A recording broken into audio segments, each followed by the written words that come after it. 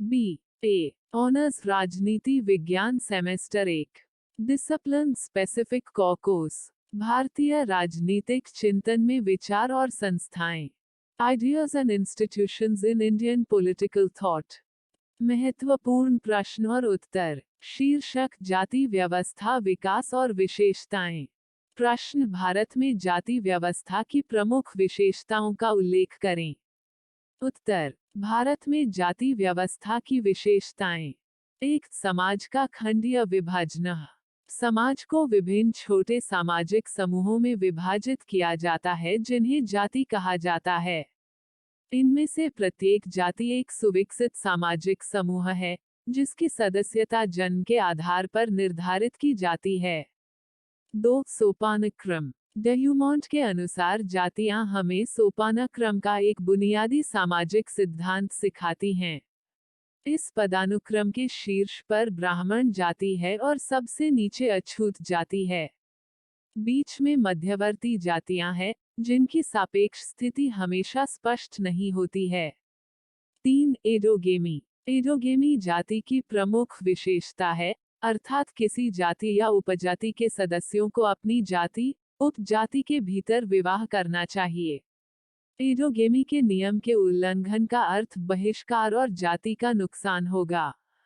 हालांकि हाइपगमी महिलाओं का किसी ऐसे व्यक्ति से विवाह करने की प्रथा जो धनवान या उच्च जाति या सामाजिक स्थिति का हो और हाइपोगेमी निम्न सामाजिक स्थिति के व्यक्ति के साथ विवाह भी प्रचलित थे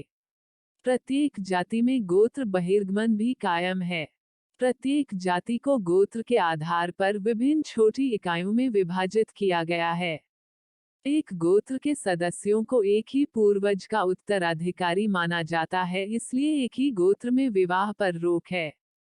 4 वंशानुगत स्थिति और व्यवसाय यह मैग्स्थनीज 300 बीसी में भारत के लिए यूनानी यात्री जाति व्यवस्था की 2 विशेषताओं में से एक के रूप में वंशानुगत व्यवसाय का उल्लेख करता है दूसरा अंतर्विवाह है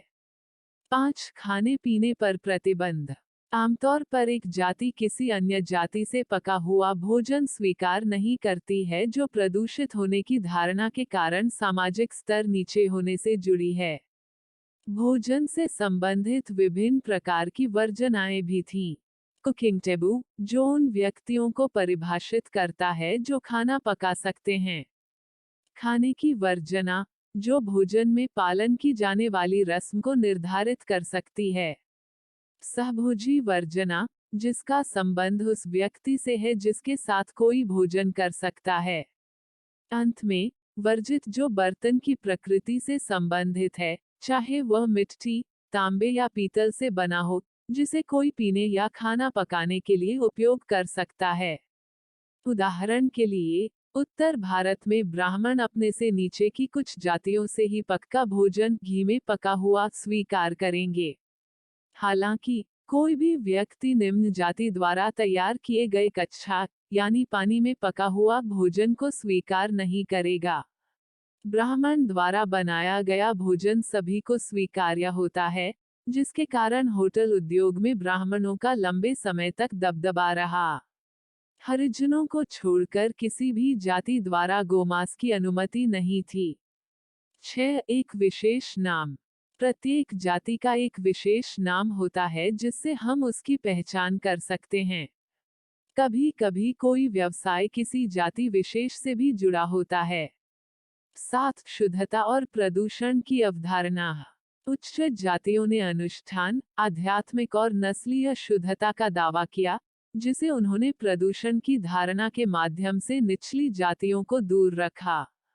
प्रदूषण के विचार का अर्थ है कि निचली जाति के व्यक्ति का स्पर्श उच्च जाति के व्यक्ति को अपवित्र या अपवित्र कर देगा उसकी छाया भी ऊंची जाति के आदमी को अपवित्र करने के लिए काफी मानी जाती है 8 जाति पंचायत न केवल जाति कानूनों द्वारा बल्कि परंपराओं द्वारा भी प्रत्येक जाति की स्थिति सावधानीपूर्वक संरक्षित की जाती है इन्हें जाति पंचायत नामक एक शासी निकाय या बोर्ड के माध्यम से समुदाय द्वारा खुले तौर पर लागू किया जाता है अलग अलग क्षेत्रों और जातियों में इन पंचायतों के नाम एक खास तरह से रखे गए हैं जैसे मध्य प्रदेश में कुलद्रिया और दक्षिण राजस्थान में जोखिला आदि। भारत में जाति व्यवस्था का विकास। एक जाति व्यवस्था भारत में कई चरणों से गुजरी है। इतिहासकारों का मानना है कि प्रारंभिक वैदिक काल के दौरान वर्ण व्यवस्था इतनी कठोर नहीं थी और सामाजिक गतिशीलता थी। दो व्यवस्था में प्रारंभ में अछूत नहीं थे। बाद के वैदिक काल लगभग 1000 ईसा पूर्व के दौरान असत शूद्र शब्द का उल्लेख मिलता है जिसका अर्थ अछूत समुदाय था। 3 हालांकि 1000 से 200 ईसा पूर्व तक जाति व्यवस्था जमने लगी थी। 4 दूसरी शताब्दी ईसा पूर्व से पहली शताब्दी ईस्वी तक समाज में व्यवसायों में विविधता आई और कई व्यावसायिक समूह अब विभिन्न जातियों के नाम से जाने जाने लगे। 5 ब्राह्मण, क्षत्रिय, वैश्य और शूद्र प्रमुख जाति समूह थे। ब्राह्मणों का अत्यधिक सामाजिक सम्मान था जबकि शूद्रों का तिरस्कार किया जाता था। 6 अपनी जाति के आधार पर परिणामी भेदभाव के कारण बौद्ध धर्म जैसे सामाजिक समानता को बढ़ावा देने वाले धर्मों का आगमन हुआ।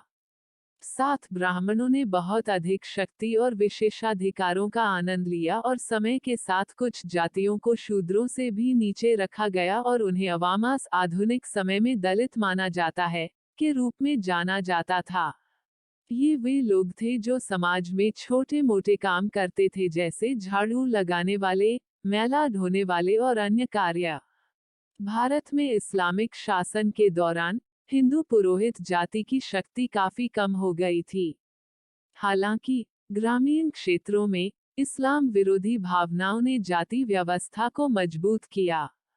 इस्लामिक शासन के बाद के काल में जाति व्यवस्था काफी विकसित हुई और ब्राह्मण तब तक खेती करने लगे जब तक कि निचली जाति के व्यक्तियों द्वारा शारीरिक श्रम किया जाता था। 8 ब्रिटिश राज के दौरान जाति व्यवस्था अधिक भेदभावपूर्ण हो गई और अंग्रेजों ने इस स्थिति का फायदा उठाया।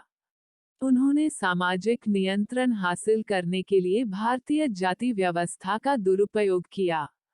यह वह दौर भी जब जाति व्यवस्था और इसके आधार पर होने वाले भेदभाव के खिलाफ मजबूत आवाजें उठी, जिसने अंग्रेजों को निचली जातियों और अछूतों की सुरक्षा के लिए कानून बनाने के लिए मजबूर किया। 9 भारत के स्वतंत्रता प्राप्त करने और एक नए संविधान का मसौदा तैयार करने के साथ जिन लोगों के साथ लंबे समय से भेदभाव किया गया था, उन्हें कुछ अधिकार और विशेषाधिकार प्राप्त हुए और एक समान भारतीय समाज की यात्रा शुरू हुई। 10 हालांकि जाति के आधार पर भेदभाव और सामाजिक भेद स्वतंत्र भारत में उतना कम नहीं हुआ है, लेकिन यह स्पष्ट है कि सीमाएं काफी हद तक गायब हो गई हैं। 11 अब व्यक्तियों पर कुछ कार्य करने के लिए कोई बाध्यता नहीं है क्योंकि वे एक विशेष सामाजिक समूह से संबंधित है। लोग अपने व्यवसाय और अपने जीवन के तरीके को चुनने में काफी हद तक स्वतंत्रता का आनंद लेते हैं। 12 यह परिवर्तन असमान है और फिर भी भारत में कुछ स्थान ऐसे हैं जहां जाति व्यवस्था और इसके प्रभाव प्रबल रूप से महसूस किए जाते हैं। तो कुल मिलाकर इस प्रस्तुति में हमने भारत में जाति व्यवस्था की विभिन्न विशेषताओं के बारे में जानकारी प्राप्त की। प्रस्तुति समापन। आपका धन्यवाद। Disclaimer: This notes has been made after a lot of research, yet the accuracy of the answers may vary.